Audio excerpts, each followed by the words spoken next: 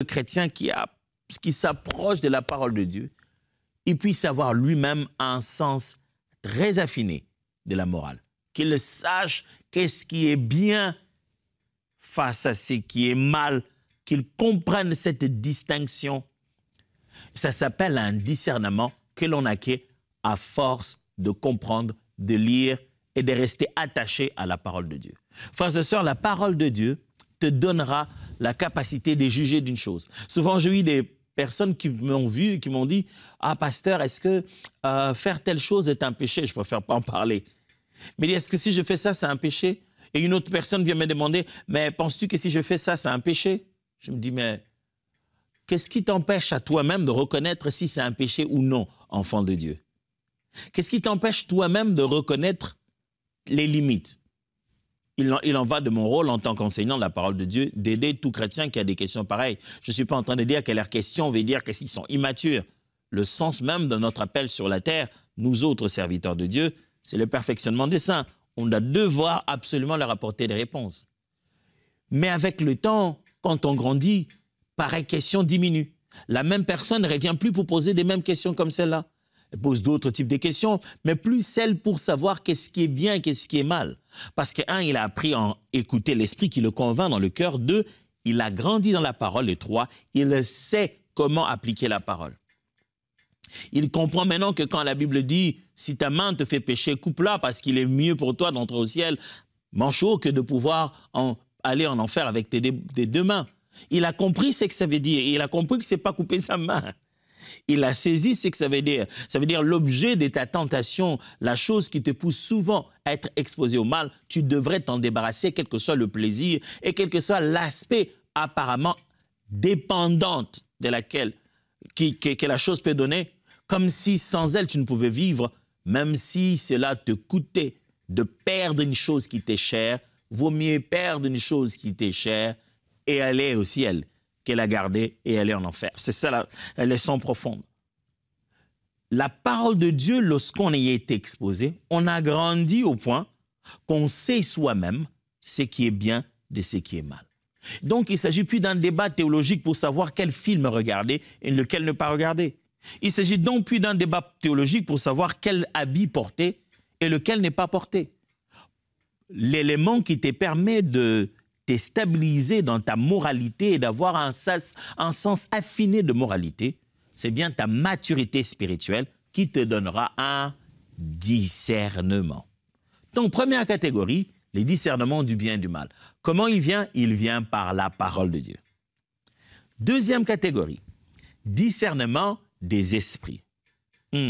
Ça, c'est le terme qu'on entend souvent, le discernement des esprits.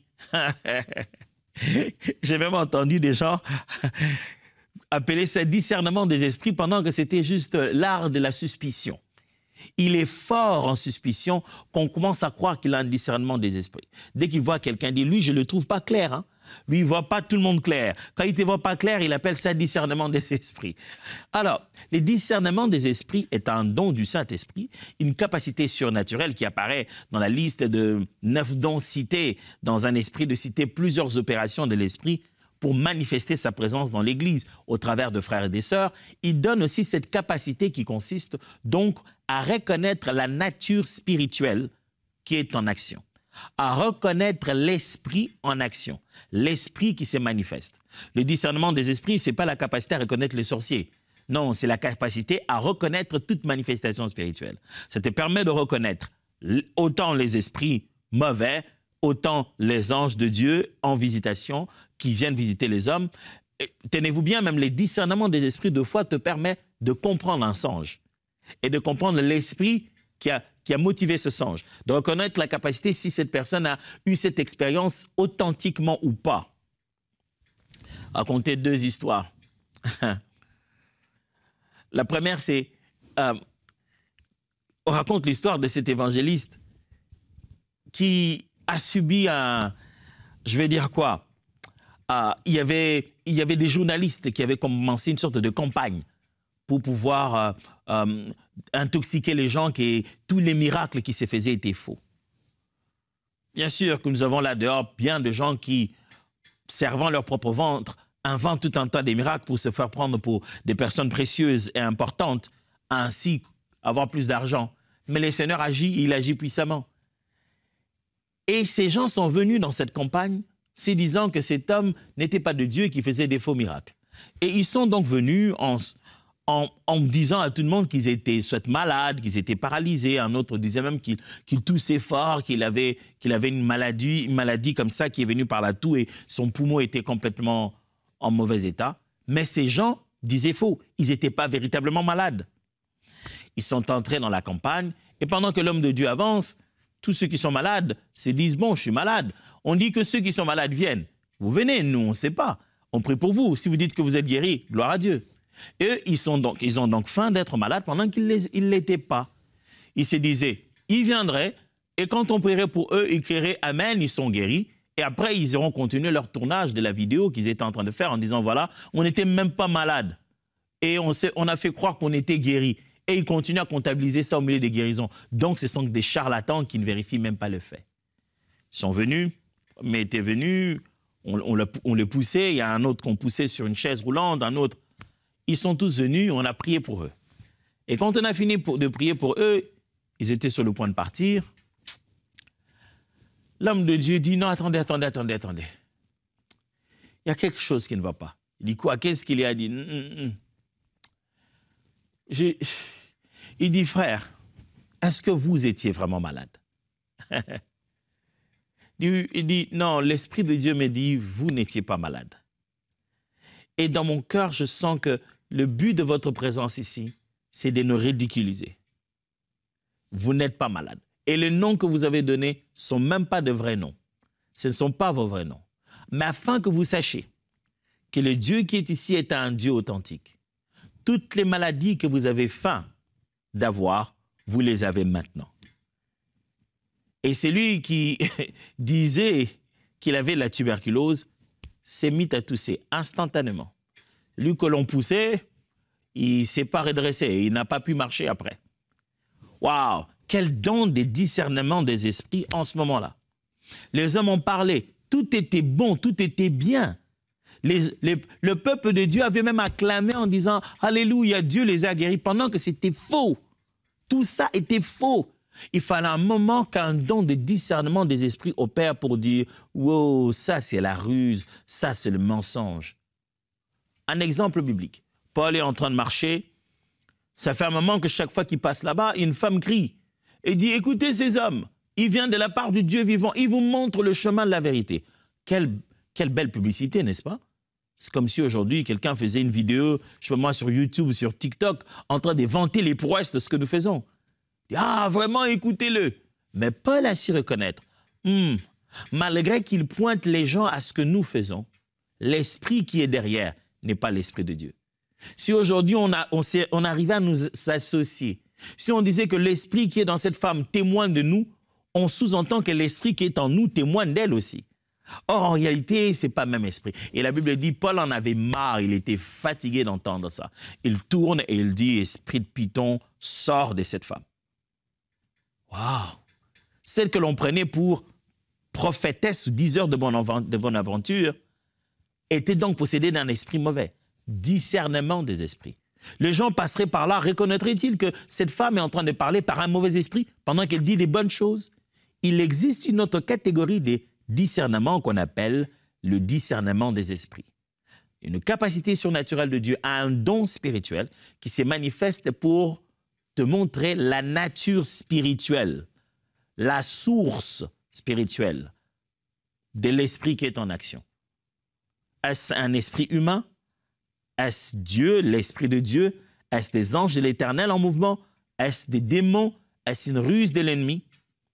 Ça, c'est les dons de discernement des esprits qui te permet de reconnaître derrière les mots, les actions, les attitudes, quel est l'esprit qui anime. 1 Corinthiens 12, 10 le dit.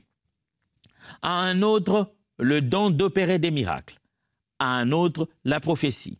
À un autre, le discernement des esprits. Et à un autre, la diversité des langues. À un autre, l'interprétation de langues. C'est donc la liste que Paul est en train de citer des manifestations de l'esprit qu'on appelle les dons spirituels souvent.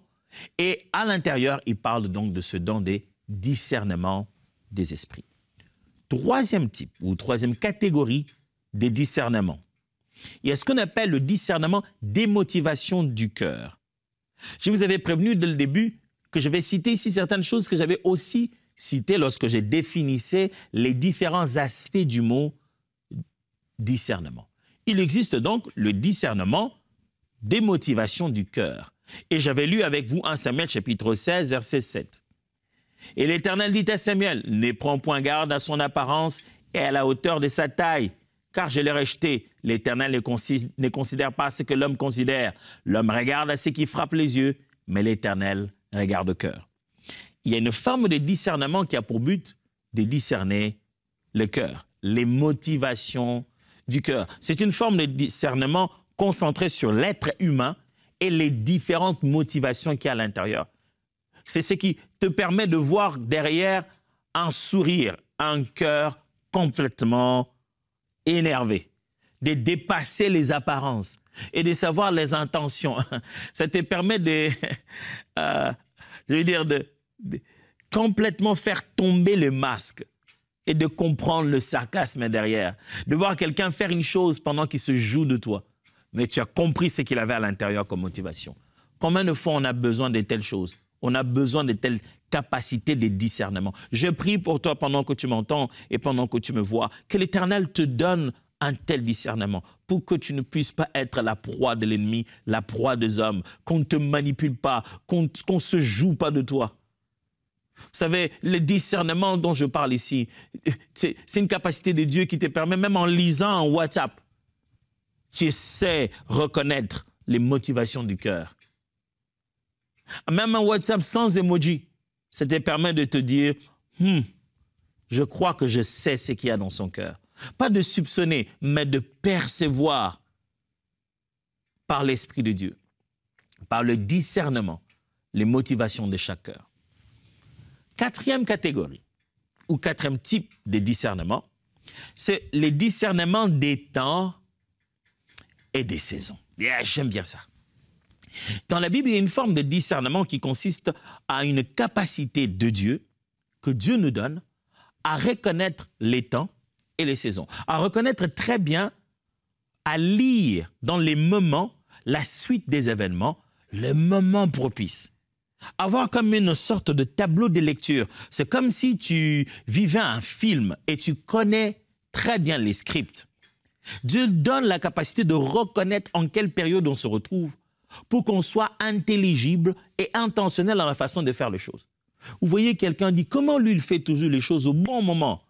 Comment quand il le fait, pourquoi je n'ai pas pensé avant lui? Comment il pense à ça toujours au bon moment? Ça s'appelle le discernement des temps et des saisons. La capacité de reconnaître que, là, bientôt, ça va être l'hiver. Pas par la météo, pas par le temps normal, naturel, mais les saisons de vie, les périodes dans le domaine commercial, les temps d'investissement, le moment à prendre les décisions les plus importantes de la vie. Le discernement des temps et des saisons. 1 Chroniques chapitre 12, verset 32 dit « Des fils d'Isaacar, ayant l'intelligence des temps pour savoir ce que devait faire Israël, 200 chefs, et tous leurs frères sous leurs ordres. » Ici, on est en train de faire une situation, souvenez-vous que c'est le livre de Chroniques. Dans le livre de Chroniques, ça parle des périodes, ça parle de temps et des rois, et ça parle des événements, et des fois, ça comptabilise les personnes, ça parle du nombre de personnes qui vont d'un endroit à un autre. Vous aurez tout le temps, pas des généalogies typiques, mais vous aurez ici de la comptabilité de peuples, une sorte de liste des personnes importantes, une catégorisation de personnes. Vous aurez des comptabilités de personnes comme ça. Ici, on est en train de compter une catégorie dans une tribu d'Isaacar, et on dit les fils d'Isaacar, et quelle catégorie, quelle distinction, quel élément distinctif des fils d'Isaacar? Ils avaient l'intelligence de temps pour savoir ce que devait faire Israël. Dieu leur avait donné la capacité de reconnaître le temps.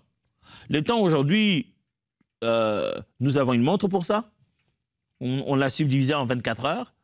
On a 365 jours. On se base sur le soleil.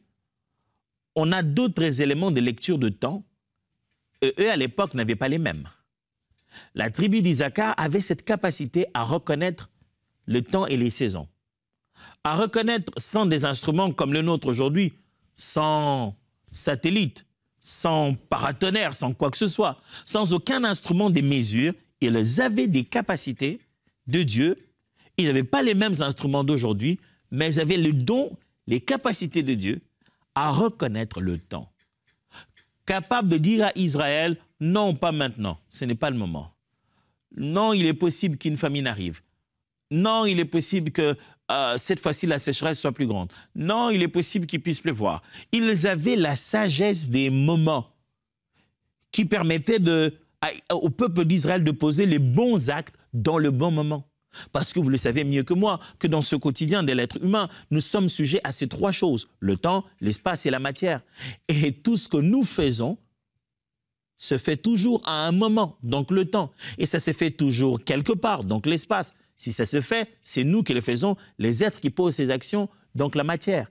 Et si vous avez la capacité de saisir les moments, vous avez un avantage incroyable.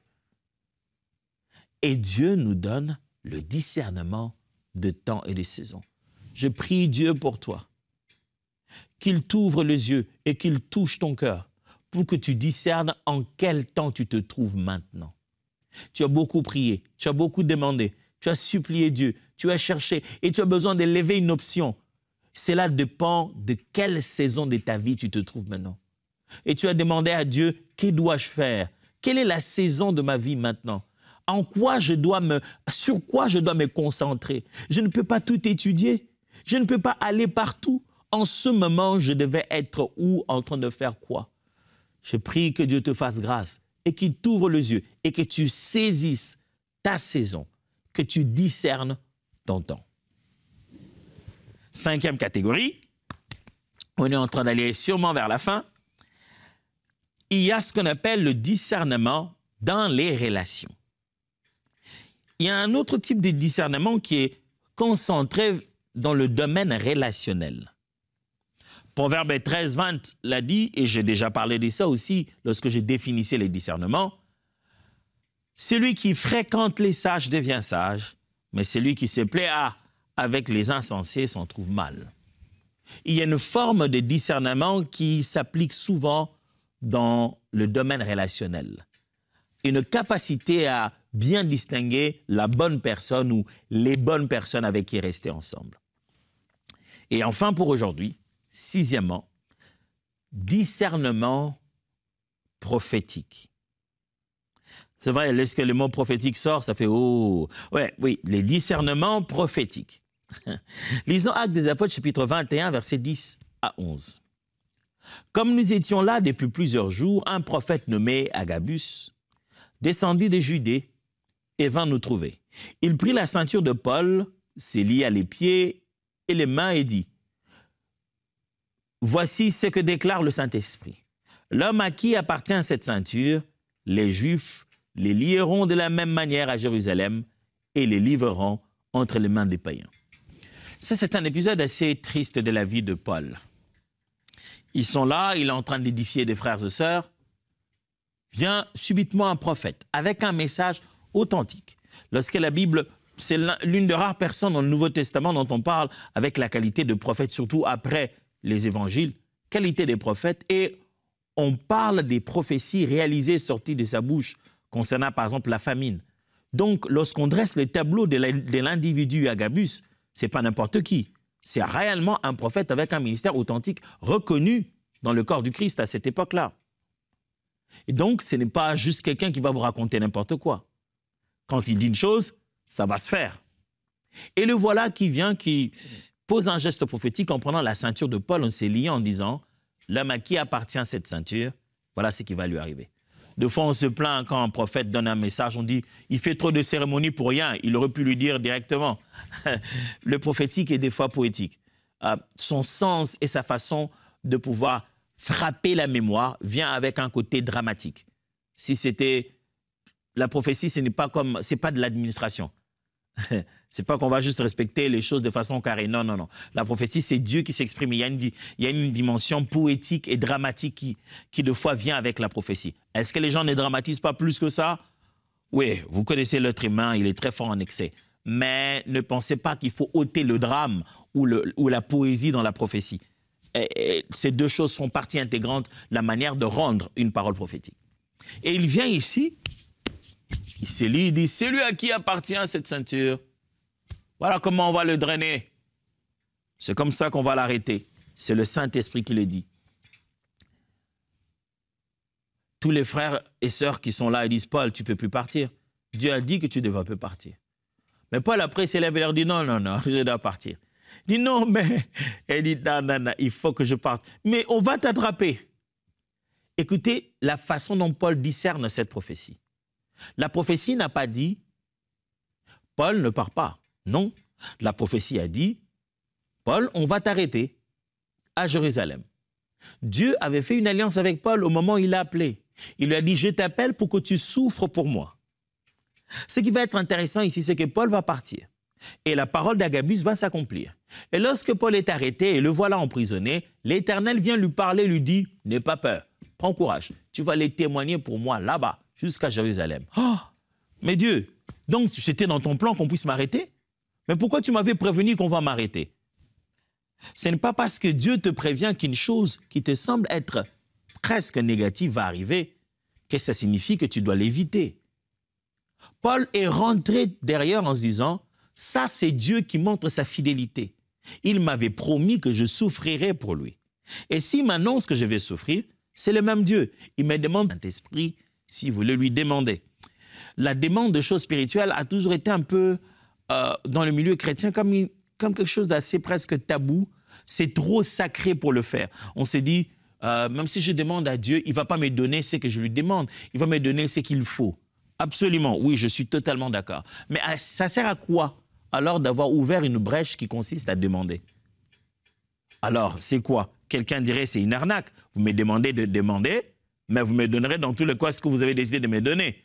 Ça s'appelle demander, ça? Ce n'est pas de la manipulation? La Bible nous donne le droit de demander à Dieu. Quand il faut demander sagesse, demandez à Dieu sagesse, il vous le donnera. Quand il faut demander discernement, demandez à Dieu. Demandez à Dieu le discernement dans son sens général, mais demandez à Dieu aussi le don de discernement des esprits. Toutes les fois de ma vie où j'ai eu à voir un don de discernement des esprits se manifester, oh, je vous assure, ça m'a toujours ébloui. Toujours ébloui. Je me souviendrai d'une expérience, on était en train de faire un presbytère, à un moment où on partageait des paroles prophétiques aux autres frères. Depuis qu'on parlait, j'avais une vision qui m'est dérangée. On parlait, j'avais tout le temps une vision qui m'est dérangée. Et j'ai commencé à avoir comme l'énervement. C'est comme si j'étais fâché. C'est comme si j'avais envie de crier, de tonner contre quelqu'un. Et chaque fois que j'avais cet énervement, j'avais une vision. Je voyais un serpent qui passait et ça m'énervait. Vous savez, quand un serpent passe, ça ne t'énerve pas d'abord. T'as peur normalement. Mais chaque fois que je voyais ces serpents, ça m'énervait. On était presque sur le point de clôturer, que je me suis levé, j'ai pris la parole, j'ai dit, ce serpent, il faut qu'on chasse ces serpents dans ta vie. Le frère qui était là, il a commencé à sangloter. On a prié, j'ai demandé à l'église de prier, puis on lui a donné la parole. Quand on lui a donné la parole, il a dit, cette nuit même, j'ai rêvé d'un serpent qui me poursuivait. Oh, comment j'ai su? Vous croirez que c'est une parole de connaissance? Non, c'est un discernement des esprits. En fait, le Seigneur m'a permis de savoir quel est l'esprit qui le poursuivait en ce moment-là. Il m'a permis de savoir le climat spirituel de sa vie dans cette saison. Frère, demandez à Dieu de vous donner. Demandez. Vous voulez devenir bon dans le discernement? Demandez. C'est ça la faveur, c'est ça la particularité de la foi chrétienne. Il suffit de demander. 1 Corinthiens chapitre 12, justement à partir du verset 7 à 10, parle de ce fameux don des discernements des esprits. Lisons. Or, à chacun, la manifestation de l'esprit est donnée pour l'utilité commune. En effet, à l'un est donné par l'esprit une parole de sagesse, à un autre une parole de connaissance, selon le même esprit, à un autre la foi par le même esprit, à un autre le don des guérisons par le même esprit, et à un autre le don d'opérer des miracles, à un autre la prophétie, à un autre le discernement des esprits, et à un autre la diversité des langues, et à un autre l'interprétation des langues. Un seul et même esprit opère toutes ces choses, les distribuant à chacun en particulier comme il le veut. L'Esprit de Dieu, quand il opère, il donne à chacun comme lui, il le veut. Mais la Bible nous recommande de demander. Dans ce même discours de Paul, où il est en train d'expliquer ces différents dons spirituels, il va mettre en comparaison, du point de vue de leur utilité, le don des langues, de parler en langue, et les dons de prophétie, qui est comme une façon de dire la même chose, mais dans une langue intelligible. Et pour bien comparer les deux, il va placer un autre don qu'on appelle ici l'interprétation de langue. Comme quoi, lorsqu'un parler en langue est présenté, lorsqu'on l'aura interprété, alors on obtiendrait les résultats équivalents à la prophétie seule.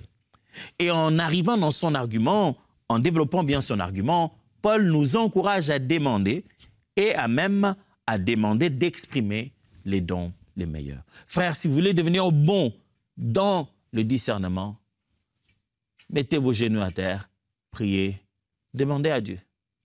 Vous ne pouvez pas continuer à subir. Ah non, c'est trop.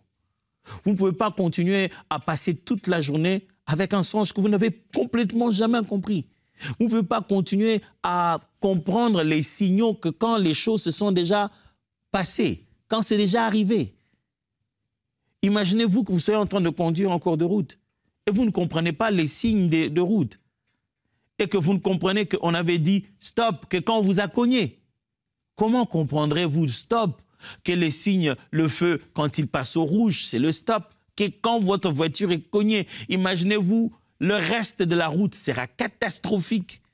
On ne laisse jamais quelqu'un prendre son permis et commencer à conduire s'il n'a pas compris les signaux, s'il ne sait pas discerner ce que veut dire le mouvement de l'autre chauffeur. Lorsqu'il a clignoté, ça signifie quoi ? Je prie Dieu que tu ne continues plus à vivre une vie où tu ne sais pas interpréter les signaux, où tu ne sais pas comprendre spirituellement l'activité qui est autour de toi.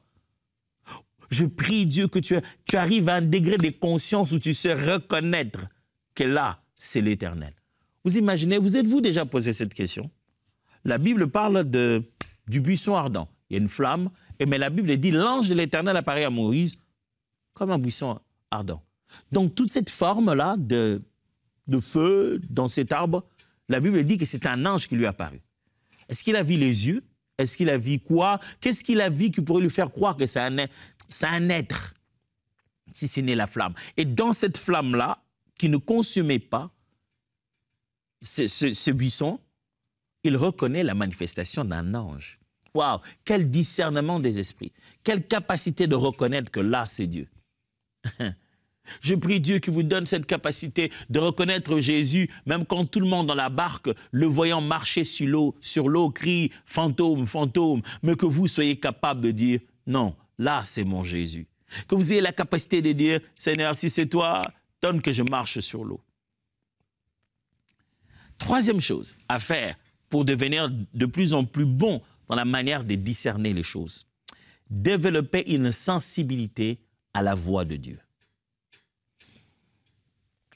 La voix de Dieu. J'aime quand la Bible dit que le juste trouve dans son cœur des chemins tout tracés. Lorsque quelqu'un s'approche de Dieu et le connaît, l'Éternel place à la fois ses voies, ses chemins dans son cœur et t'apprend ici à écouter sa voix, à percevoir ce qu'il veut dire. Vous voulez devenir bon dans le discernement des esprits, soyez bon dans l'écoute de Dieu. Vous devez être capable de reconnaître que là, c'est Dieu qui me parle. Dès le début de cette émission, je commençais tout de suite par l'élément fondamental de tout disciple de Jésus-Christ, écouter la voix de Dieu. Et je ne cesserai jamais d'insister sur ça. C'est de cette manière que vous êtes un véritable disciple, parce que vous savez reconnaître la voix du berger, sa voix, sa parole, sa voix, le témoignage du Saint-Esprit dans votre cœur. Savoir les différents langages qu'il utilise jusqu'à aujourd'hui pour faire connaître sa volonté. Jean chapitre 10, le verset 27 dit « Mes brebis entendent ma voix, je les connais et elles me suivent. » Vous voulez ne pas vous perdre. Vous voulez savoir où vous allez. Vous devez écouter la voix du berger. Si vous êtes brebis, la Bible dit « mes brebis entendent ma voix ». C'est-à-dire, par les faits d'être brebis du Seigneur, vous êtes automatiquement qualifié à entendre la voix du bon berger. Êtes-vous né de nouveau? Connaissez-vous Jésus de Nazareth? Si vous avez connu cette faveur, si vous êtes devenu disciple de Christ, sachez que vous êtes qualifié pour écouter sa voix. Vous ne pouvez pas vous dire « mais pasteur, écoute, moi j'ai déjà donné ma vie à Jésus, mais quand on dit écouter la voix de Dieu, là, moi ça ne m'arrive jamais. » Non, non, non, non, non, non.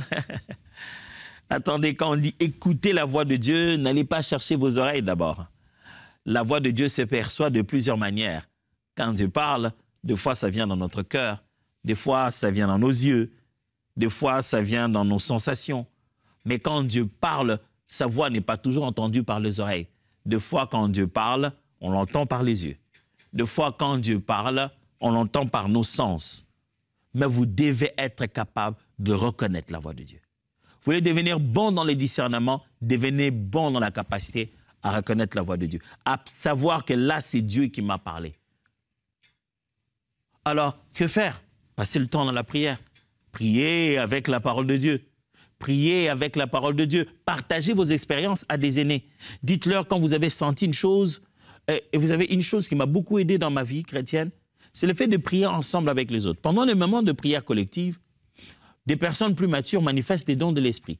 Et ils disent « Dieu m'a dit » ou « j'ai une telle conviction ». Et de fois, tu es là à te dire « Oh, mais ce qu'il dit là, c'est aussi exactement la même chose que j'avais ressenti.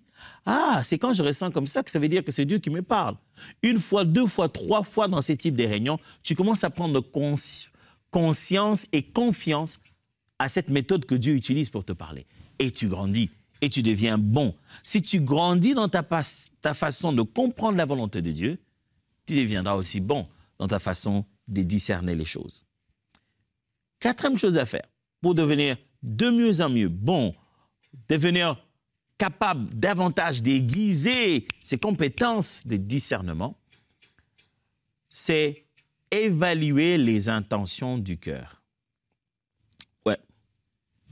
Puisque le discernement a ce domaine de comprendre ce qui se passe dans les cœurs de gens, vous devez apprendre déjà à évaluer vos propres intentions du cœur face à la parole de Dieu. Ne soyez pas de ceux qui tentent de se tromper eux-mêmes. Vous savez, quand je draine dans mon cœur un ressentiment, une colère ou peut-être une vengeance, un besoin de voir quelqu'un payer pour le mal qu'il m'a fait, ça ne dure pas. Ça ne fait pas une semaine qu'au bout d'un moment, avant ça durait plus, hein. Mais par la grâce de Dieu, j'en suis tellement reconnaissant. Que des fois, quand je tente de me tromper à moi-même en me disant « Ouais, j'ai pardonné, j'ai oublié, Seigneur », je me réveille le matin avec un songe qui montre mon état d'âme vis-à-vis de cette personne. Dieu me met dans une circonstance où j'explose vis-à-vis de cette personne et je ne vais pas bien. Et humblement, je me dis « Oh Dieu, je ne savais pas que mon cœur est comme ça. Pardonne-moi. » Je me mets devant les Écritures, je dis « Non, je ne peux pas avoir un cœur comme ça. Aide-moi à ne pas être ainsi. » Mon frère, si tu prends le temps d'exposer ton cœur à être sondé par Dieu, tu vas devenir très bon à reconnaître ce qu'il y a dans le cœur des autres. Quand tu sais prendre ton cœur et l'exposer devant l'Évangile, je devrais même dire, quand tu sais prendre la parole de Dieu comme une épée et la laisser pleinement traverser ton cœur, tu es là en train d'apprendre comment fonctionne le cœur humain. Quand tu auras compris le tien, tu auras compris aussi tout de suite le cœur des autres. Tu veux devenir bon dans le discernement des esprits sur les intentions du cœur. Apprends à être sincère dans l'opération que la parole de Dieu fait dans ton propre cœur. Hébreux chapitre 4, verset 12. « Car la parole de Dieu est pleine de vie et de puissance. Elle reste toujours en vigueur. Elle est plus incisive qu'aucune épée à double tranchante. Elle pénètre jusqu'aux profondeurs de l'être, articulation et moelle de notre vie intérieure, jusqu'à la ligne de séparation entre la vie de l'âme et celle de l'esprit. Oh, wow! Elle discerne et révèle les sentiments et les penchants du cœur. Elle juge les pensées et les intentions les plus secrètes. Ça, c'est la puissance de la parole de Dieu.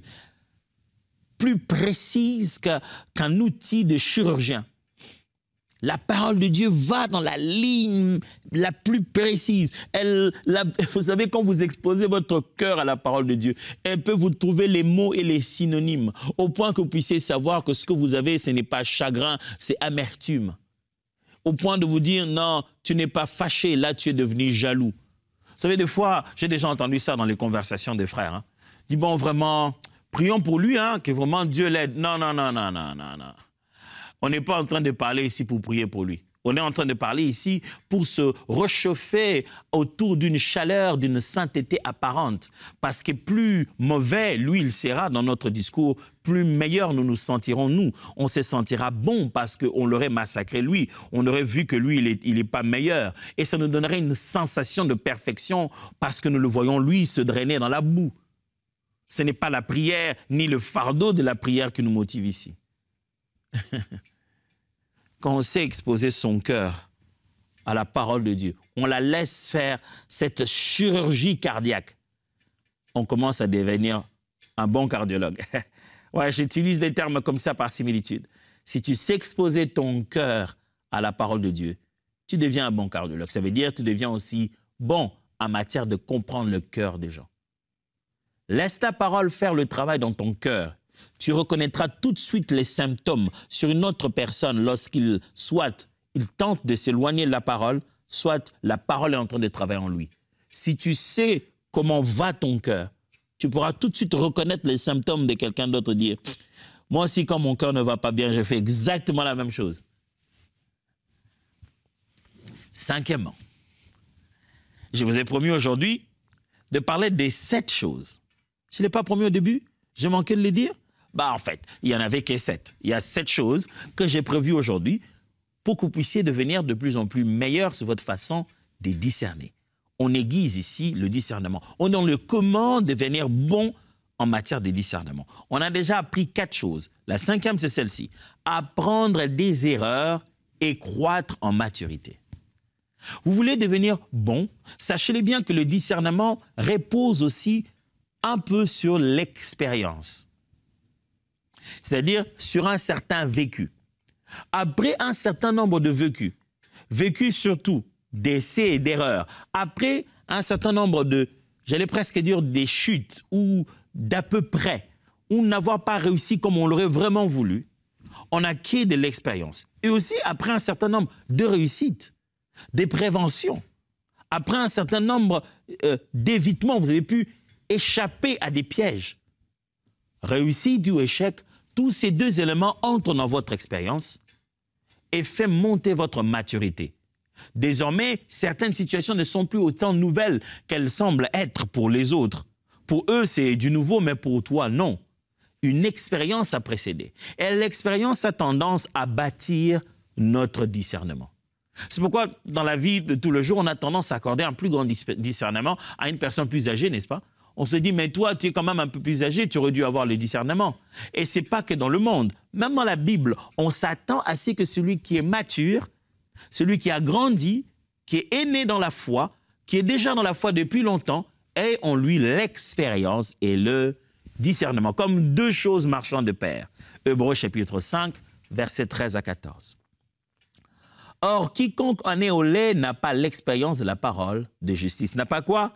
L'expérience. Quand quelqu'un est encore immature, il est encore aux fondamentaux de la foi chrétienne, il manque quoi? L'expérience de la parole de justice.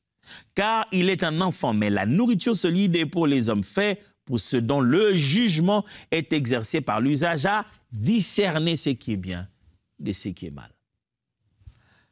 L'expérience de ta foi chrétienne, le fait que tu sois sur terrain au quotidien à appliquer la parole de Dieu.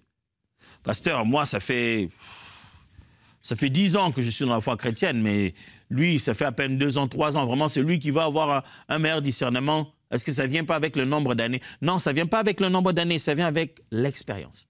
Beaucoup de gens ont donné leur vie à Christ depuis longtemps, mais lorsqu'on regarde leur façon d'appliquer les Écritures, d'accepter que ce qu'ils ont lu dirige leur quotidien, on se rend compte qu'ils se sont refusés plus d'une fois à vivre la parole de Dieu telle qu'elle est écrite. Il sait que j'ai lu, il sait que c'est écrit, il dit, bah, ce sont des choses qu'on lit, hein, mais ces choses-là, ça c'est la Bible, papa, mais la vie aujourd'hui a beaucoup changé. Hein. Mais quand vous voyez un chrétien converti et radical, qui commet même les erreurs dans la façon de pratiquer la parole, parce qu'il veut pratiquer la parole juste tel qu'il a entendu, tel qu'il a vu, il veut juste le faire comme ça, vous voyez cette personne dans sa tentative à donner corps aux Écritures est en train de grandir. Et c'est erreur. Ça me rappelle toujours une histoire à dormir debout que j'ai entendue une fois. Un frère qui venait de lire la parole de Dieu, soi-disant qu'il s'était converti, est allé voir une sœur, il a dit, je viens de lire quelque chose aujourd'hui et je ne veux pas être comme ça. Il dit quoi, ma sœur? M'a dit, ma sœur, la parole de Dieu m'a beaucoup touché. Et la sœur était vraiment, vraiment touchée aussi. Il semblait qu'ils étaient tous deux de jeunes convertis qui ne comprenaient pas bien la parole. Et il lui a dit, ma sœur, j'ai lu aujourd'hui, la Bible dit, celui qui n'a pas le Fils n'a pas la vie. C'est-à-dire que tel que toi et moi, nous sommes là, on n'a pas d'enfant, on n'a pas la vie. Et la sœur a dit, ah, c'est vrai. Le frère a dit, oui, non, ça ne peut pas continuer. Il faut que nous ayons un enfant. Sans le Fils, on n'a pas la vie. Ça c'est une histoire à dormir debout. Mais, allez, si ça pouvait exister dans un monde où on serait aussi radical avec la parole, juste ce qu'on a lu, même quand on n'a pas bien compris, on veut juste l'accomplir, malgré cela, ça donnerait de l'expérience. Plutôt que quelqu'un qui lit et qui se dit tout ce qu'il lit là, c'est pas à lui, il ne va pas accomplir ça. Celui qui a tendance à mettre en pratique la parole de Dieu acquiert l'expérience en réussissant de le mettre de la bonne manière ou en échouant. Et ça fait un lot, ça fait un support dans sa maturité et ça fait éclore son discernement. Son discernement devient meilleur. Il a l'impression du déjà vu. Vous vous souvenez ce que Élie, le sacrificateur, a fait pour Samuel? Il n'a pas entendu la voix de Dieu. Samuel l'a entendu. Et il est venu le voir 2 fois. La 3e fois, Élie lui dit, si tu entends encore cette voix que lui n'a pas entendue. Et il dit, dis à cette voix, me voici Seigneur, je suis ton serviteur, parle, je t'écoute. Le matin, il voit que Samuel ne revient plus.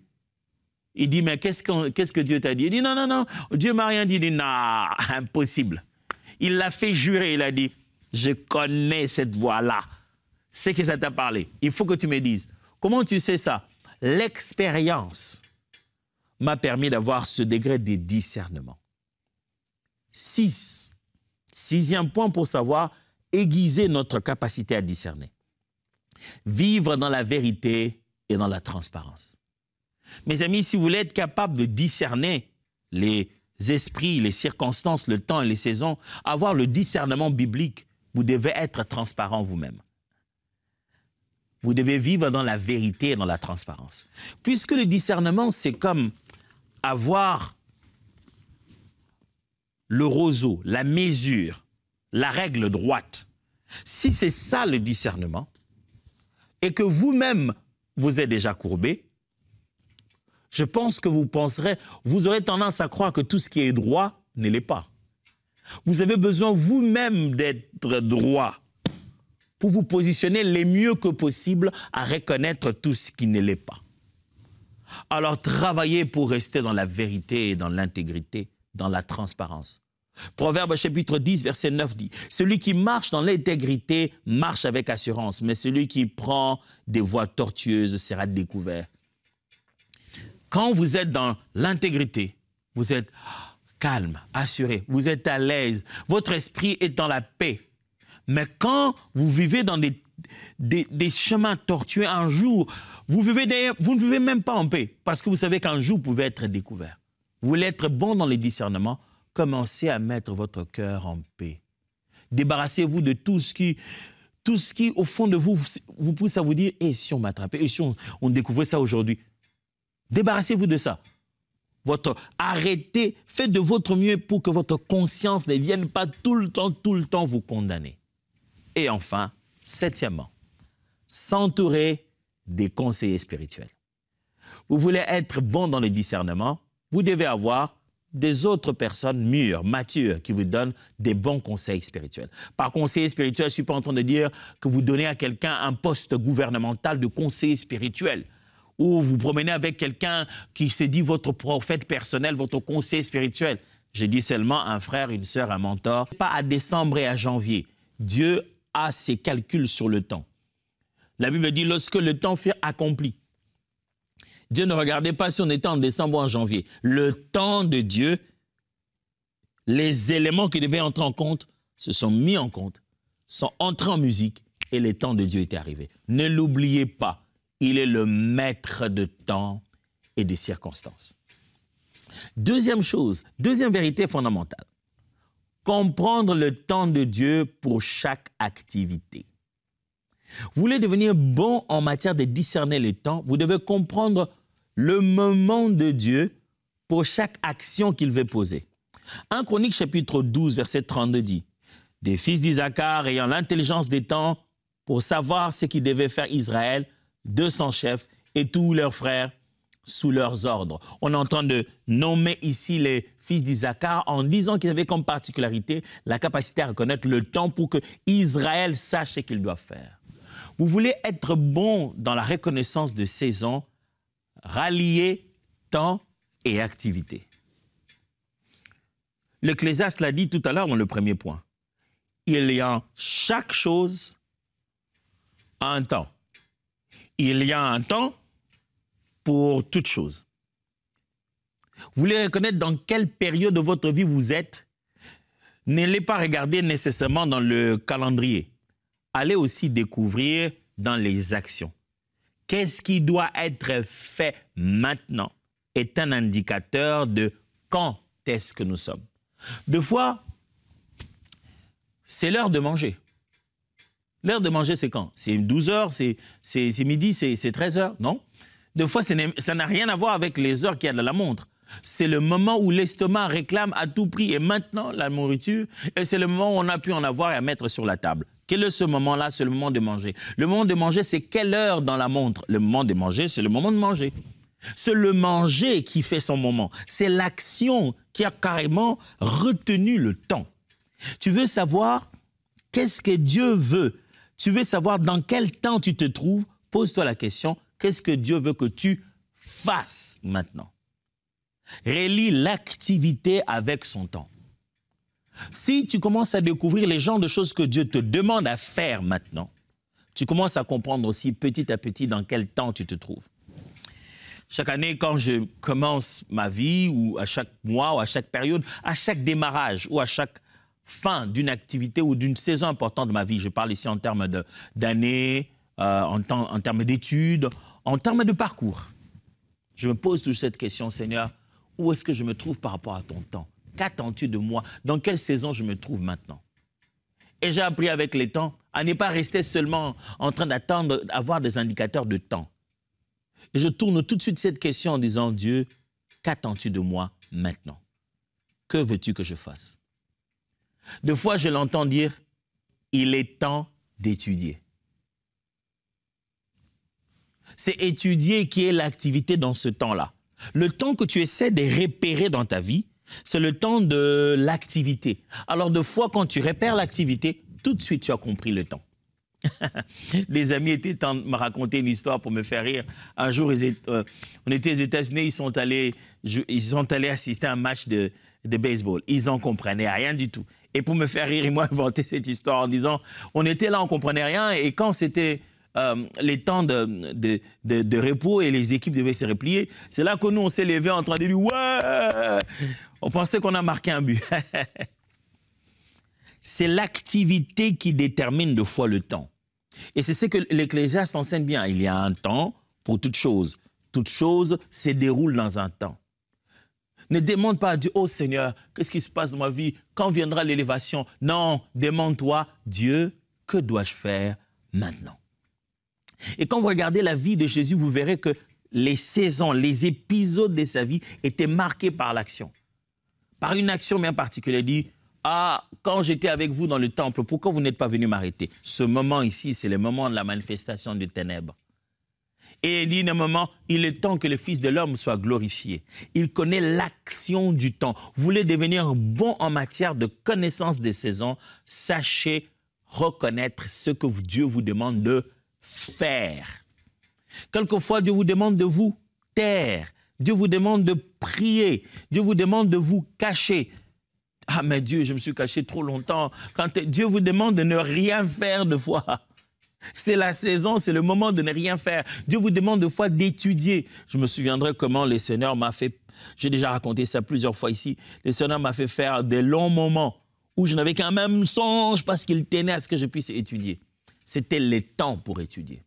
Mes amis, s'il n'y a pas un temps pour s'aimer, vous avez aussi tué le temps pour moissonner. Je ne sais pas si tu as bien suivi ça. Je vais répéter. Si tu as refusé de s'aimer au temps de s'aimer, tu viens de tuer le temps de moissonner. Alors tu seras tout le jour en train de te poser la question, quand viendra le temps de moissonner? Quand viendra le temps de moissonner? Le temps de moissonner était caché dans l'action de s'aimer en son temps. Si tu avais s'aimé au temps, dans la saison où il fallait s'aimer, tu avais tout de suite équipé un autre temps dans l'avenir d'une moisson que tu devais avoir. Alors, en essayant de reconnaître ce que Dieu attend que tu puisses faire maintenant, tu es en train déjà de participer à une autre saison connectée à celle de ton action d'aujourd'hui. Oh, gloire à Dieu. Moi-même, je suis tellement content de ce que je suis en train de raconter. Oui, j'espère que ça tombe sous le sens. Il y a quelque chose à faire maintenant. Et si tu le reconnais bien, tu es déjà en train de reconnaître très bien dans quelle saison dans ta vie tu te trouves. Troisièmement, on se pose la question ici, comment bien reconnaître les temps et les saisons? Il s'agit de savoir reconnaître les signes des temps. Chaque période, chaque saison importante a des signes avant-coureurs, a des annonciateurs. Des choses qui commencent à te dire, je sens que ça arrive. Les moments les plus importants, qu'on appelle ici des saisons, des épisodes forts de notre vie, ont toujours des signes avant-coureurs. Et si tu veux devenir bon à reconnaître quel moment il est bon de reconnaître ce qui précède ces genres de moments. Matthieu chapitre 16, versets 1 à 3 nous donne une belle parole ici. Matthieu 16, 1 à 3. Quelques pharisiens et sadducéens abordèrent Jésus pour lui tendre un piège. Ils lui demandèrent de leur montrer un signe prouvant qu'il venait bien du ciel. Mais il les apostropha. Au crépuscule, vous dites bien, demain, il fera beau, car le ciel est d'un rouge feu. Ou bien à l'aube, ou bien à l'aurore, vous dites, aujourd'hui, on aura de l'orage, car le ciel rougeoie et s'assombrit. Ainsi, vous savez parfaitement prévoir le temps qu'il fera d'après l'aspect du ciel. Mais vous êtes incapable d'interpréter les événements actuels et de discerner en quel temps vous vivez. Oh ben Jésus, il était fort. Oh non. Waouh, j'aurais vraiment voulu vivre à l'époque de Jésus. Mais il était fort. Je me dis seulement, peut-être que je ne l'aurais pas compris comme je le comprends maintenant.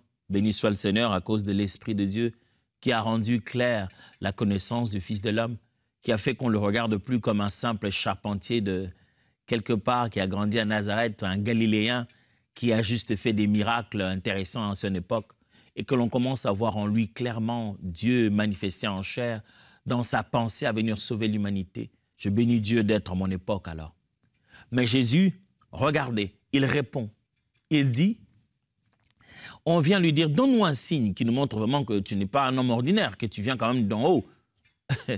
Il leur dit, un signe.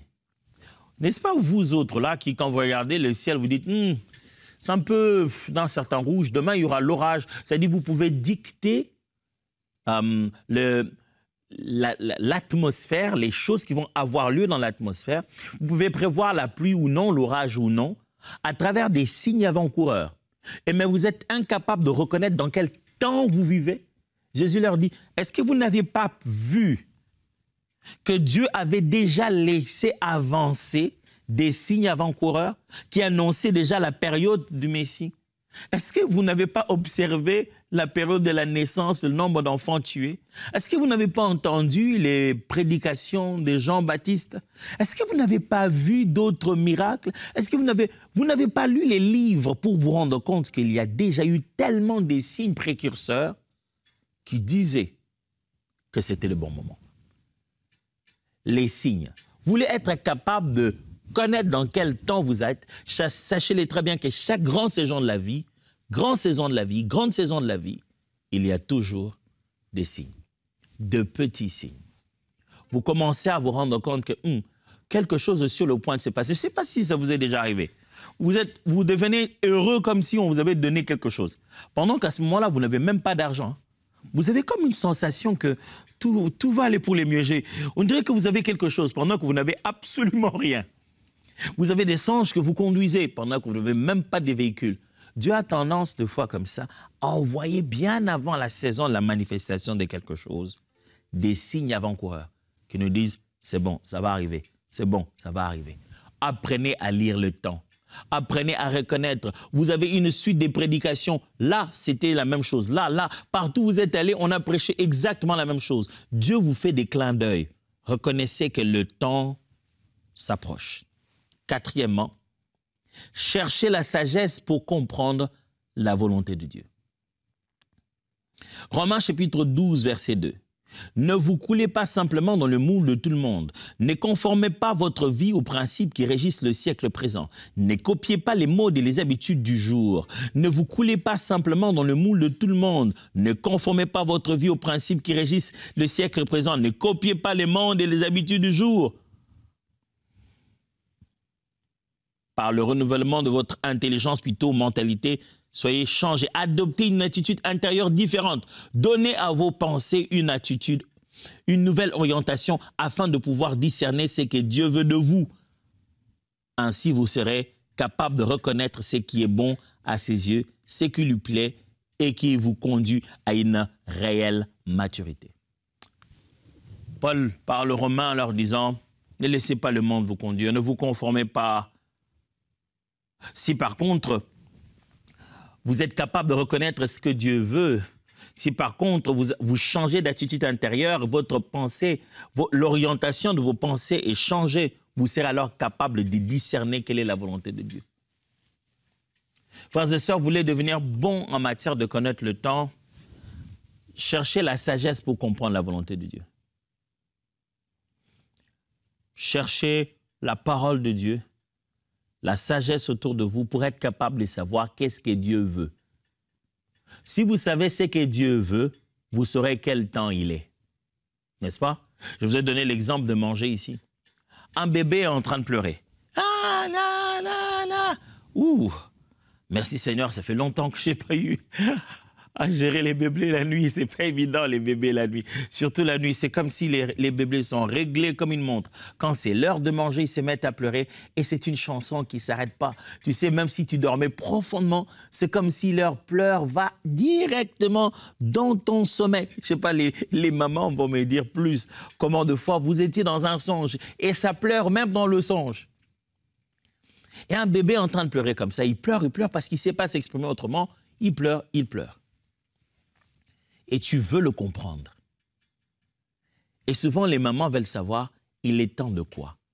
Elles vont regarder rapidement, est-ce qu'il a besoin, il a fait ses besoins hygiéniques là? Je dois le changer? Est-ce qu'il a chaud? Ou c'est l'heure de prendre son biberon. C'est l'heure, c'est le temps, c'est le signe, c'est le moment. Quand vous connaissez, vous découvrez ce que les bébés veulent, vous découvrez quel est le temps qu'ils réclament. Est-ce que ça veut dire que le bébé veut manger parce qu'il est 12 heures? Non, c'est parce que le bébé veut manger, c'est son besoin, c'est sa volonté, c'est ce qu'il veut en ce moment-là. C'est ce qui va thématiser l'instant. Ça devient automatiquement le moment de prendre le biberon. Quand vous commencez à découvrir la volonté de Dieu par sa parole, vous commencez à découvrir son moment. Vous savez, oh, voici la volonté de Dieu. La volonté de Dieu, c'est qu'on gagne le maximum que possible d'âmes pour Jésus-Christ en ce moment-ci. Je comprends dans quel temps nous sommes. nous sommes en train de préparer le retour du Christ. Ce n'est pas le temps de la distraction. Cinquièmement, être prêt à s'adapter au changement des saisons. Il est important, frères et sœurs, que vous soyez prêts à vous adapter à ce qui change. Les saisons ne sont pas les mêmes. Elles changent. Et vous, êtes-vous prêt à changer? Vous voulez devenir bon dans le discernement de temps et des saisons? Soyez capable de vous adapter. Ésaïe 43, 2 à 4 dit, « Si tu traverses les eaux, je serai avec toi. Et les fleuves, ils ne te submergeront point. Si tu marches dans le feu, tu ne te brûleras pas. Et la flamme ne t'embrasera pas. Car je suis l'Éternel ton Dieu, le Saint d'Israël, ton Sauveur. Je donne l'Égypte pour ta rançon, l'Éthiopie et Saba à ta place, parce que tu as du prix à mes yeux, parce que tu es honoré et que je t'aime. Je donne des hommes à ta place et des peuples pour ta vie. » Souviens-toi ce qui est dit au début. Si tu traverses les eaux, je serai avec toi. Et les fleuves, ils ne te submergeront point. Si tu marches dans le feu, tu ne te brûleras pas. Et la flamme ne t'embrasera pas. Vous voyez comment les choses changent? Il a dit, à un moment, ça sera l'eau, mais n'aie pas peur. Ça ne te fera rien. Il n'a pas dit, si l'eau vient, je ferai de mon mieux que tu ne le traverses pas. Il dit, non, non, non, non, non. Si tu es en train de faire un voyage maritime, si tu es en train de passer par l'eau, cette saison de l'eau, le moment de l'eau, écoute, moi, l'Éternel, ton Dieu, je serai avec toi pour cette saison de l'eau. Et quand tu passeras dans la saison de feu, une toute autre saison, je serai là aussi avec toi. Mes frères et sœurs, si vous voulez devenir bon en matière de saison, sachez vous adapter à chaque saison. Beaucoup de fois, les gens sont devant une saison, ils ne veulent pas lâcher certaines choses d'hier. Ils veulent tout prendre avec eux, amener dans la nouvelle saison. C'est très difficile, hein? Vous ne pouvez pas tout prendre la saison passée, amener dans la nouvelle saison. Vous devez vous adapter. Certaines saisons vous demandent d'enlever, d'autres saisons vous demandent d'ajouter. Chaque adaptation à la saison vous permettra de reconnaître quand elle est finie. Je vous donne un exemple très simple. Dès qu'il fait l'hiver, chez nous ici, eh bien, on s'équipe, hein? On s'équipe suffisamment pour lutter contre le froid. On est bien habillé, surhabillé même. Mais tentez de vous habiller comme ça pendant l'été, vous n'allez pas pouvoir sortir de chez vous. Il va faire chaud, vous allez transpirer avant même de sortir de chez vous. Quelquefois, les conditions dans lesquelles vous êtes dans une saison, le style de vie de prière, les personnes que vous fréquentez, les endroits où vous allez, tout ça commence à vous dire « je ne suis plus dans la même saison ». Je suis sûr que vous me suivez bien.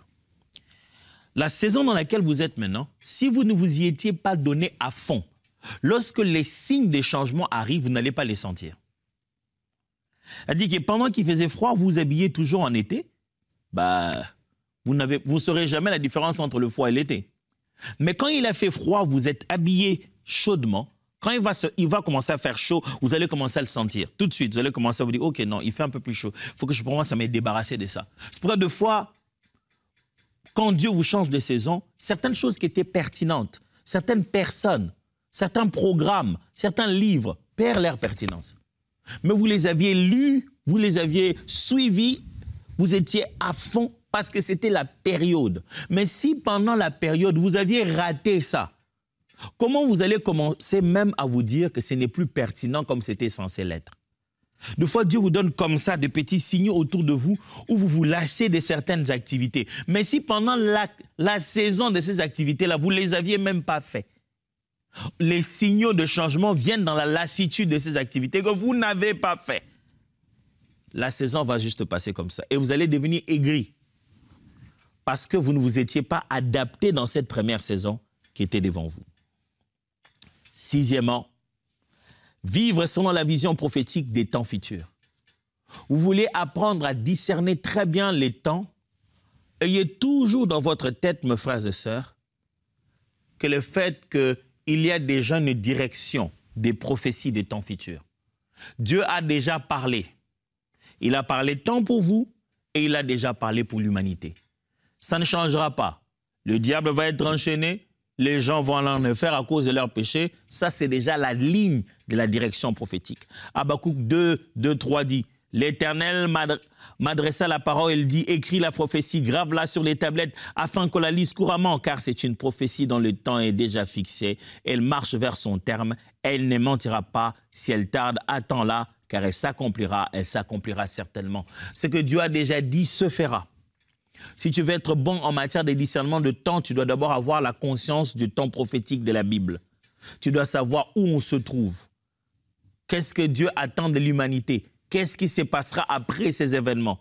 Quand tu regardes les infos, quand tu vois les gens parler, tu entends les inventions, tu entends les guerres et les guerres politiques, tu sais te retrouver en tant qu'enfant de Dieu en te disant « En cette période, voici ce que devrait faire l'Église. » Maintiens le nord du sens prophétique de la vie d'un chrétien. C'est déjà un signe fort dans ta capacité à reconnaître le temps même pour ta propre vie.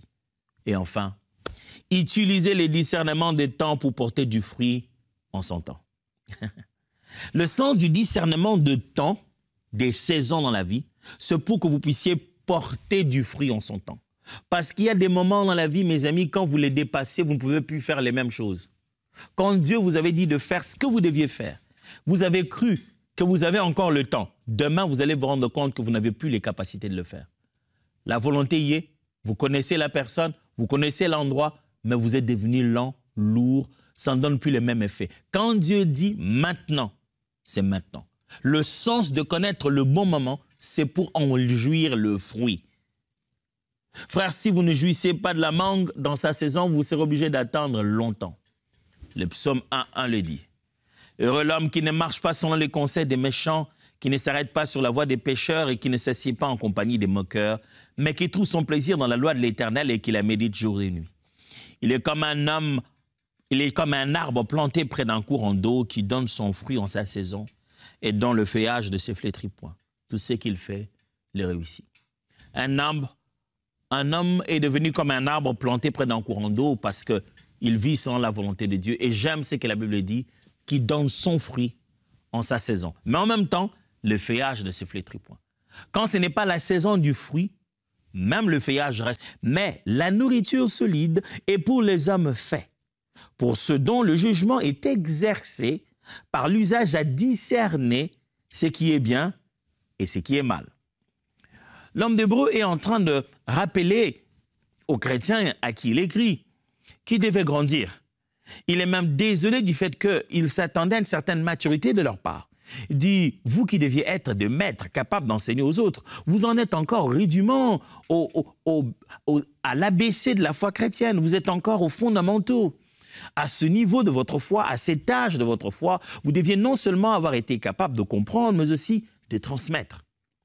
Alors, il leur dit, quand on est encore un enfant, on est encore bébé dans les choses spirituelles, on manque quelque chose. On n'a pas l'expérience de la parole de justice. C'est ça les termes qu'il utilise. Il dit, tu ne sais pas encore comment se pratiquent et comment se vit les Saintes Écritures. Et il ajoute, mais la nourriture solide, pas les laits, la nourriture solide, c'est-à-dire la viande, les os à broyer, la nourriture solide, il dit, elle est pour les hommes faits, ça veut dire des personnes matures. Ceux qui ont le jugement, ceux dont le jugement est exercé par l'usage à discerner ce qui est bien, ce qui est mal. C'est-à-dire, ce que l'homme d'Hébreu appelle quelqu'un de mature, c'est celui qui est arrivé à un point de juger bien les choses, de lever des options, je vais dire idéales, des options qu'il fallait. Il prend des décisions en connaissance de cause et on sait saluer ces décisions, on dit « tu as bien décidé ». Il prend des décisions en homme avisé. Et comment il en est arrivé là? L'exercice qui lui a permis d'aiguiser sa capacité à juger des bonnes choses, ça s'appelle le discernement de ce qui est bien et de ce qui est mal. Avec le temps, il a appris à sonder derrière les apparences pour découvrir qu'une chose est bonne ou est mauvaise. Ne paraît pas, mais est. Il a, avec le temps, aiguisé la capacité à dépasser l'apparence. plus encore à dépasser l'apparence du moment. Parce qu'une chose peut paraître être bonne aujourd'hui, mais on se rend compte que demain, elle est mauvaise. Et une chose peut paraître aujourd'hui être dure et difficile, dégoûtante, mais pourtant c'était elle la bonne solution. Et l'homme d'Hébreu dit, un homme mature, spirituellement mûri par la parole de Dieu, qui a grandi, a reçu en lui une capacité à juger avec une telle netteté, parce qu'il a été entraîné par le discernement de ce qui est bien et ce qui est mal. Le discernement, la capacité donc à juger ou à distinguer ce qui est bien de ce qui est mal. Non pas l'apparence, mais ce qui est réellement. Pas ce qui paraît, mais ce qui est. Dans ma petite vie de pasteur, à prêcher l'évangile et à conduire l'église, que je n'ai pas eu des moments exceptionnels. Je me souviens qu'une fois, l'apôtre Dallot qui m'a dit un jour, m'a dit « Waouh, je prie pour que l'Éternel t'aide à tuer ta naïveté. » J'ai été tellement naïf, je crois pas que j'ai vraiment arrêté de l'être, on dirait. Mais plusieurs fois dans la vie, je me suis laissé duper comme ça. Les gens ont fait des choses, ils ont donné des apparences de ce qu'ils ne sont pas. Mais une chose dont je suis vraiment reconnaissant au Seigneur, si peut-être je serais encore naïf dans d'autres domaines, mais dans certains autres, non. Par sa grâce, lorsque j'ai pris conscience de ma naïveté, j'ai commencé à demander à Dieu de me secourir et de me donner à discerner. J'ai appris avec le temps que les choses ne sont pas ce qu'elles paraissent. Il faut qu'elles le soient, qu'elles ne paraissent pas. Et souvent, quand ça paraît, souvent quand ça a tendance à vouloir intimider, à donner l'impression d'être ce qui n'est pas, c'est qu'en réalité, à l'intérieur de la chose, elle n'est pas ce qu'elle fait, elle nous donne l'impression d'être. Une personne qui se pare de beaucoup d'apparences, une personne qui tente à tout prix à vous intimider, je commence à me dire, il cache quoi? Avant, je me laissais avoir tout de suite par le leurre. Il va me leurrer, voilà, je dis, ouais, il doit être sincère comme moi. Et l'apôtre me disait toujours, ce n'est pas parce que toi, tu ne penses pas faire un mal pareil, que les hommes sur la terre n'ont pas de telles pensées. Frères et sœurs, nous sommes entourés des personnes qui ont des intentions peu nobles, qui peuvent te faire à toi ce que toi, tu ne peux jamais imaginer leur faire à eux. Et si aujourd'hui, nous nous limitons qu'à juger les hommes d'après leur apparence, d'après comment ils se sont habillés, d'après la manière dont ils parlent, le maniement du verbe, d'après leur art oratoire, mes amis, on se laisserait facilement avoir. Le discernement est utile parce que notre ennemi se déguise. Il se déguise en ange de lumière. Si même l'adversaire contre lequel nous devons nous battre, lui aussi, prend les habitudes de feindre ne pas être ce qu'il est censé être, alors dans quel univers nous vivons si nous n'avons pas de discernement?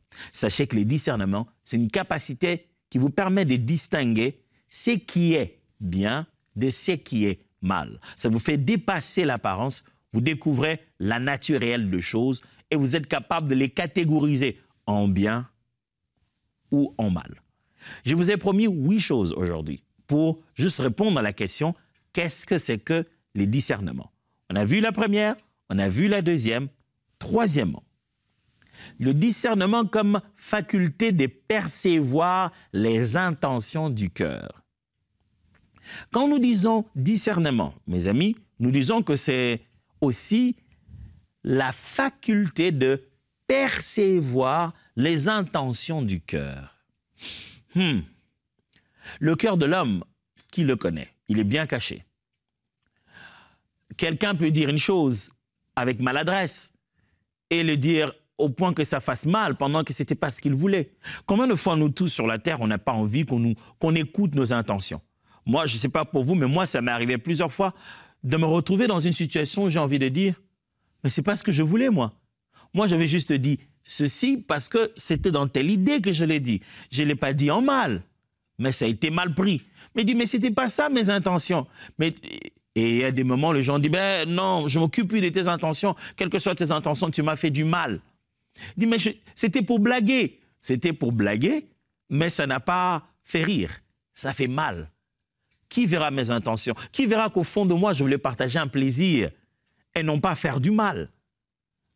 Alors, il existe une capacité qui permet d'aller au-delà des mots, des actes, de juger réellement de ce qui, dans le cœur de l'homme, a poussé à faire ce qu'il fait.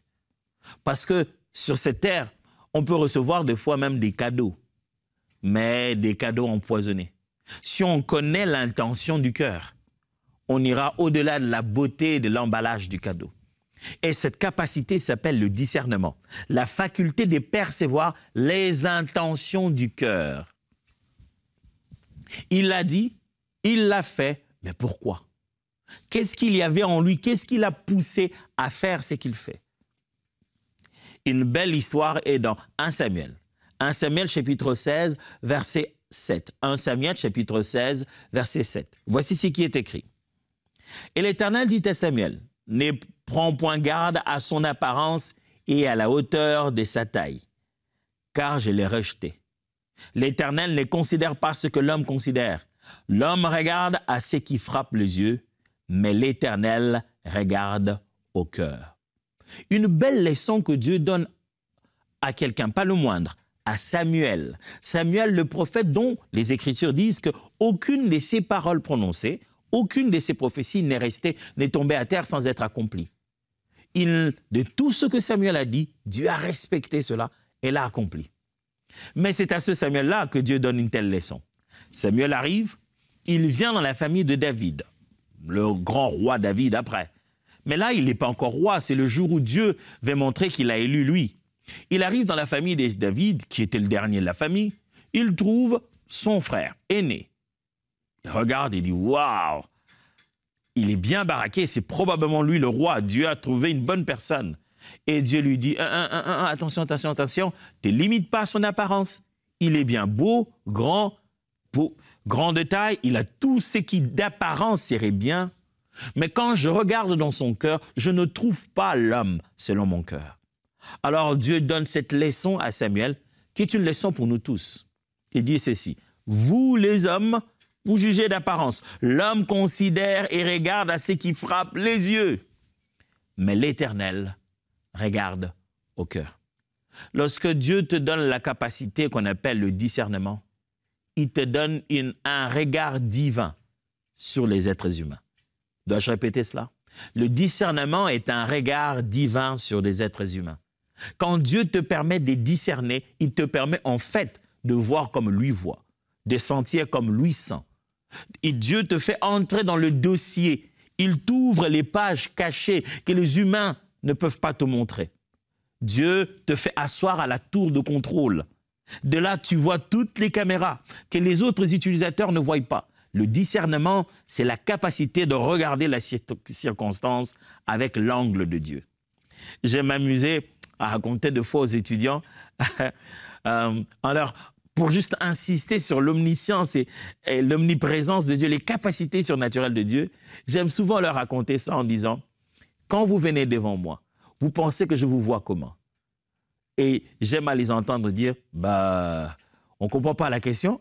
Je dis, oui, quand vous êtes devant moi, vous pensez que je vois votre visage, je vous vois de face. Vous dites, oui, bien sûr.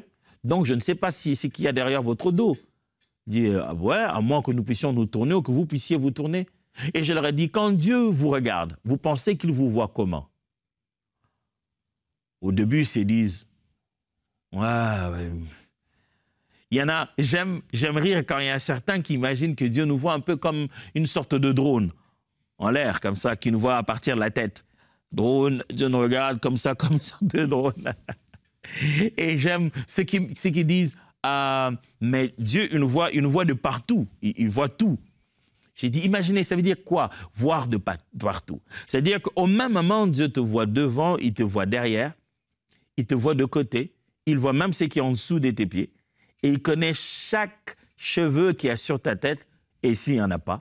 Et en même temps, il sait l'intention qu'il y a dans ton cœur, la pensée qui naît dans ton cœur, avant qu'elle ne soit formée dans ta propre tête et que tu sois capable de l'articuler dans une langue que tu maîtrises ou non. Il connaît ce que pensent les bébés avant qu'ils ne soient capables de parler le langage des hommes. Il connaît le besoin de l'enfant qui est encore attaché à sa mère par un cordon ombilical et qui se nourrit à travers sa mère. Dieu voit tout, il sait tout. Et s'il te donne à un moment la capacité de regarder les choses de son angle de vue, je t'assure que le monde, en cette seconde-là, paraît totalement différent. Je sais qu'un jour, quelqu'un m'a dit, mais pasteur, mais pourquoi Dieu fait ça? J'ai tellement prié, j'ai tellement demandé, mais il ne fait rien. Pourquoi Dieu s'était-il? Pourquoi il s'est tu? Je lui ai dit, si Dieu te permettait de regarder le monde de là où il se tient, tu serais le premier à te taire aussi. Le discernement, c'est lorsque Dieu nous donne cette fraction de sa capacité à voir les choses comme lui le voit, et en particulier, à voir l'intention du cœur de l'homme. Quatrièmement, les discernements comme protection contre l'erreur et les faux enseignements. Le discernement, c'est aussi une capacité que Dieu nous donne pour reconnaître l'erreur et l'hérésie, le faux enseignement. Frères et sœurs, plus que jamais aujourd'hui, ce dont l'Église du Seigneur Jésus a besoin, c'est du discernement. Oh, je vous assure, il y a tout et n'importe quoi sur les réseaux sociaux. Il y a tout le monde et n'importe qui. Tout se dit, oh, il y a tellement de mélange. L'Église a plus que jamais besoin de discernement pour reconnaître le vrai du faux. 1 Jean chapitre 4, verset 1. Mais attention, mes chers amis, ne vous fiez pas à n'importe quel esprit. Mettez les esprits à l'épreuve pour voir s'ils viennent de Dieu. Car parmi ceux qui se sont répandus à travers le monde, il y a bien des prophètes de mensonges. L'Église a besoin de reconnaître l'hérésie et la distinguer de la vraie doctrine. Et ça s'appelle un discernement. Et ça, ce n'est pas un don spirituel. C'est une capacité qui grandit dans la foi chrétienne à travers la connaissance de la parole. Cinquièmement, les discernements dans le choix des relations et des alliances. Les discernements, c'est aussi une capacité qui vient te permettre de choisir les personnes avec qui tu vas rester connecté dans la vie. Connecté pour toujours ou connecté dans une affaire, travailler ensemble dans un domaine ou un autre. Faire des alliances émotionnelles, des alliances d'affaires, demande de savoir à qui on a affaire. Ça demande de savoir qui est celui qui est de l'autre côté. Est-ce juste un document qui est écrit? Va-t-il respecter les paroles qu'il m'a dites ici? Et le discernement vient jouer un rôle énorme pour te permettre de choisir les relations et les alliances dans lesquelles tu vas te mettre. Proverbe 13, verset 20, dit ceci. Celui qui fréquente les sages devient sage, mais celui qui se plaît avec les insensés s'en trouve mal. Il dit ceci, ta sagesse grandit à travers la fréquentation des hommes sages. Les gens avec qui tu te mets en alliance influencera ton niveau de sagesse. Il y a des gens aujourd'hui, tu vois qu'il a fréquenté tellement de milieux, il reste toujours aussi ridicule qu'hier. Et tu te poses la question, il a fréquenté qui? Parce que normalement, les fréquentations devraient nous influencer. Et Proverbe dit ici, si tu as fréquenté le sage, résultat final, tu deviendras un sage. Et si tu as fréquenté les insensés, tu te mets dans les problèmes. Tu te retrouves vraiment dans des sales draps. Parce que si ces personnes ne sont pas sages, leur manque de sagesse, ils ne vont pas seulement payer le prix seuls, ils auront communiqué à toi aussi et tu vas en souffrir. Frères et sœurs, le discernement te permettra de savoir qui fréquenter. Parce que celui que tu fréquentes influence aussi ton avenir. 6. Les discernements pour comprendre la volonté de Dieu. Lorsqu'on parle du discernement, c'est aussi cette capacité pour comprendre qu'est-ce que Dieu veut. Il ne s'agit pas seulement de savoir les pensées du cœur de l'homme, de connaître ce qu'il y a dans les intentions du cœur, de sonder les vérités spirituelles profondes, mais Dieu nous donne les discernements aussi pour le comprendre lui, pour comprendre sa volonté, pour reconnaître l'œuvre de sa main et ses intentions en action. Il faudrait qu'en tant que chrétien, même quand on n'a rien entendu ou qu'on n'ait rien vu, on voit les événements se dérouler, on soit capable de reconnaître est-ce que là, je ne combats pas Dieu par hasard? Est-ce que ce ne serait pas Dieu en action et moi, je veux le combattre? J'aime ce que Gamaliel a dit. Il a dit, oh, On a déjà vu plusieurs personnes apparaître ici, hein, des gens qui se disent des faux Christ, des Christ. On en a vu qui sont venus, qui sont partis. Si vraiment cet homme est de Dieu, eh bien, on ne pourra pas l'arrêter. S'il n'est pas de Dieu, ça va disparaître. Regardez, ça, c'est de la sagesse. Il dit, je préfère ne pas me battre avec ça. Si c'est Dieu, on ne pourra pas se battre contre lui. Mais si ce n'est pas Dieu, ben écoute, ça va disparaître. Je prie Dieu pour vous, que le Seigneur vous donne cette capacité à comprendre sa volonté, pour que vous ne puissiez pas vous battre contre le plan de Dieu. Romains 12, 12 le dit bien. Ne vous conformez pas au siècle présent, mais soyez transformés par le renouvellement de l'intelligence, afin que vous discerniez quelle est la volonté de Dieu, ce qui est bon, agréable et parfait. Le discernement de la volonté de Dieu nous vient par le renouvellement de l'intelligence. La volonté de Dieu a besoin d'être comprise, saisie, sondée. On doit voir au-delà des apparences et se rendre compte, oh, même si ça fait mal, même si ça m'amène à la croix, même si ça me fait pleurer, c'est ce que le Père veut. Je prie que cette année, le Seigneur vous donne cette capacité à discerner la volonté de Dieu. Même quand tout le monde a pris le nord, vous avez pris une autre direction parce que Dieu vous a permis de comprendre ce qu'il voulait. 7. Les discernements dans l'évaluation des circonstances. Le discernement est aussi une capacité dont on a besoin pour évaluer les circonstances. On est dans une situation, on se dit, dans quoi je suis là? Le discernement est une sorte de boussole. Ça vous permet de vous situer. Philippiens chapitre 1, versets 9 à 10 dit ceci.